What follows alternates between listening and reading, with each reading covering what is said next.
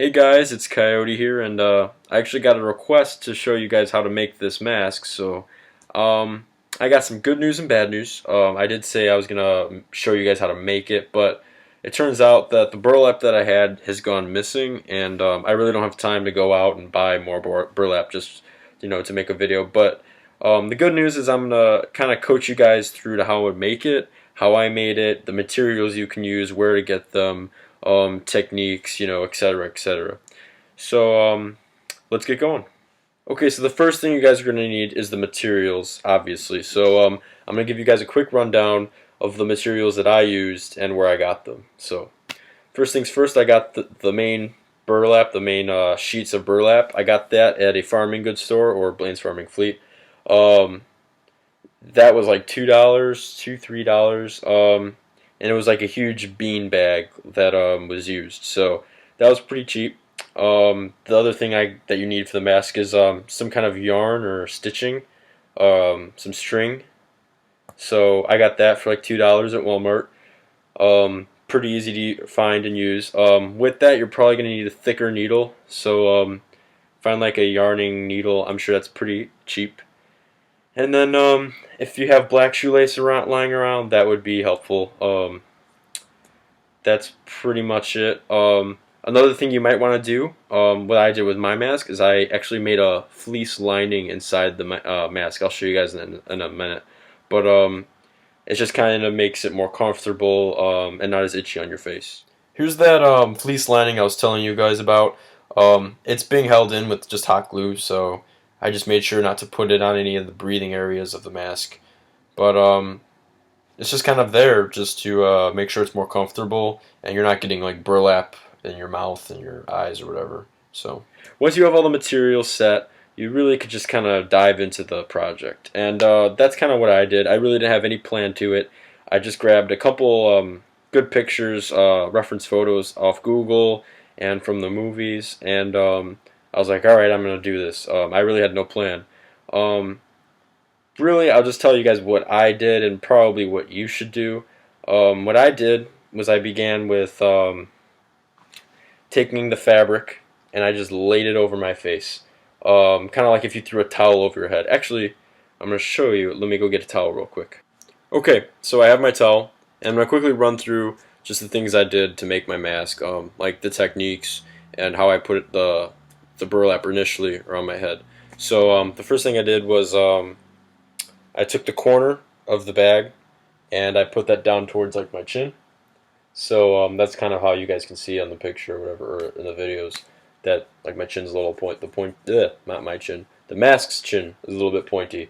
So I kind of put it down there, and then I took the rest of the material and just kind of folded it back so that the face part was flat.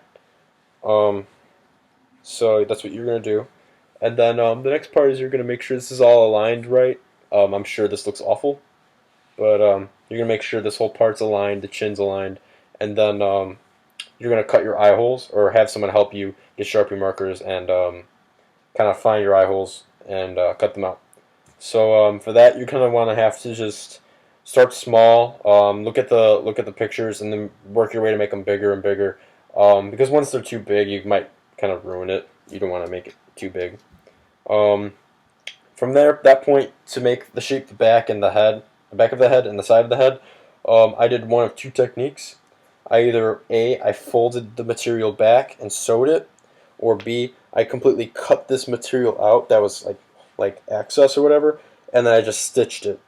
And I'll show you guys how I did on my mask. Obviously, I can't really show you with a towel on my head, but this is gonna have to do for now. But I'll show you guys really quick on my mask, and then we'll go from there. Okay, so we're back at my mask, and I'm going to show you what I meant when I said cutting and folding and sewing. So on this side, this is a good example of where I just cut that piece out and I sewed the two pieces together. Straight into the point. I just it took a little time sewing it, but it's really not too bad. That's kind of how I did it on this side. But on the other side, it's not like that at all. I actually just took that excess fabric, folded it in, and I sewed it. So it's really not perfect. I don't know if you guys can see that because I'm not exactly looking at the computer right now. But that's just kind of two different ways you can do it.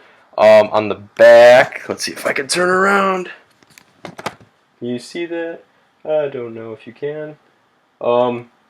Back here, I just cut and sewed, plain and simple. So there's really no. Hold on, let me put the computer down. There's really no art to this. Well, I guess that's not true, but just kind of be persistent with it. Look at the photos, kind of be artistic. Take those techniques I told you about. For this huge one down here, I don't even know how we did this one. I know it was like cut out and it was just weird, but it just worked out. And then you have to just focus on the mouth, and then that's obviously just sliding that string in and out through the mouth. Not too difficult. One thing that you could do is kind of make the chin bulgier. Mine doesn't go out as much, kind of like the real one. But really all I did at first when I was first making this was I just put another flab of burlap, put it on there, and I sewed it in, and it kind of made a cool chin. So that's what you can do for the chin. And then for the eye, I noticed he kind of had like a patchy eye. I literally just cut out like a oval of extra burlap, slabbed it on, sewed it, and then just as time goes by, it started fraying, so it actually worked out pretty well. And then once you have the mask done, you can kind of add stitching to it cosmetically. So I have around the eye here just some extra stitching just to make it look creepy and old and beat up. And I've got it kind of all over the place. I think down here a little bit. I can't really tell because it's kind of hard to see through the mask. But and then once you're kind of satisfied with how it looks, you should be done. I like my mask, but I think something I'm going to add to it, and what you guys can probably do if you're making one, is I don't want to say paint it, but add detail to it somehow. I think I'm going to get some charcoal, kind of brush up around the eyes, and I don't know, carefully place in some parts so it's not so bland and just one color. So that's just kind of the best I can do right now, guys. I really wish I could show you how to make it, or if I really wish I had the time to kind of show you how to make it. But life's been kind of I don't know how you say it. I haven't had a lot of time. I'll put it that way. So that's really that's it. If you guys have any questions, I will answer them in detail. So if you're working on the project, you're like, hey, I don't know how to do this. What did you do for this? Or any suggestions? I'll help you.